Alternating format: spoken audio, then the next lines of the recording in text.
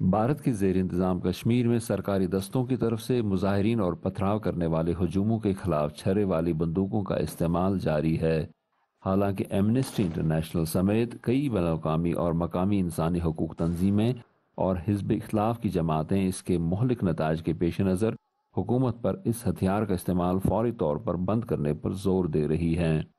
حفاظتی دستوں کے عہدیدار کہتے ہیں کہ چھرے والی بندوقوں کے استعمال کو مکمل طور پر روکنے کا ابھی وقت نہیں آیا ہے، البتہ اسے محدود کیا جا سکتا ہے۔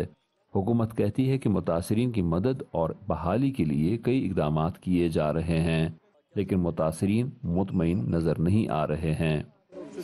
جہاں تک میری بات ہے، میں خود کی بات کہوں گا، میرے ساتھ کوئی ریہیبلیٹیشن نہیں ہوئی ہے، نہ ہی کوئی میرے پاس آیا ہے، نہ کچھ ایسا کچھ ہوا ہے۔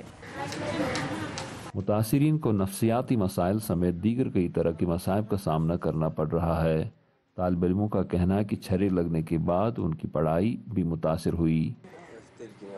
کوئی کام ہی نہیں کر پا رہے ہیں اچھی طرح سے، پڑھائی میں دھیان نہیں لگتا ہے، من نہیں لگتا ہے پڑھائی پہ، اسی وجہ سے یہ پیلٹ لگنے کی وجہ سے ہو رہا ہے۔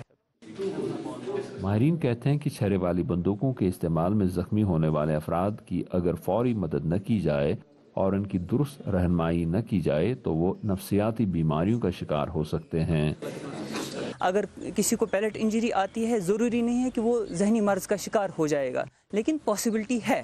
اگر اس کو وہ سپورٹ نہیں ملتا ہے گھر والوں کی طرف سے، اگر اس پیلٹ انجری کے بعد اگر وہ پڑھتا تھا، اس کی پڑھائی چھوٹ جاتی ہے، تو اس کی وجہ سے اس کی ذہنی تکلیف بڑھ سکتی ہے اور وہ کبھی ڈپریشن کا شکار بھی ہو سکتا ہے۔ ایسے متاثرین کی مدد کرنے کے لیے اب ایک رضاکار تنظیم سامنے آئی ہے، جس نے گزشتہ دنوں سری نگر میں ایک تقریب کا اہتمام کیا، جس کے دوران درجنوں ایسے افراد کی کاؤنسلنگ کی گئی جن کی بینائی چھرے والی بندوقوں کے استعمال کے نتیجے میں متاثر ہوئی ہے۔ اس پہ کوئی بات نہیں ہو رہی ہے، ان کی جو ایک لائف تھی، ان کے جو ایک خواب تھے، مسمار ہو گئے۔ تو ہم چاہتے ہیں کہ ایک نئی امید جگے ان میں۔ There are almost as younger as 8-year-old kid who has suffered from the pellets. بھارتی زیر انتظام کشمیر میں تقریباً 30 سال سے جاری شورش کے دوران، جس میں جولائی 2016 میں ایک معروف عسکری کمانڈر برہان وانی کی ہلاکت کے بعد شدت آ گئی، ہزاروں افراد ہلاک ہو چکے ہیں۔ جہاں تک مظاہرین پر چھرے والی بندوقوں کے استعمال میں زخمی ہونے والے افراد کا تعلق ہے، ان کی تعداد میں بھی مسلسل اضافہ ہو رہا ہے۔ گزشتہ 3 برس کے دوران صرف سری نگر کے ایک سرکاری اسپتال میں ایسے 1250 افراد کا علاج کیا گیا جن کی بینائی چھرے لگنے سے متاثر ہوئی تھی۔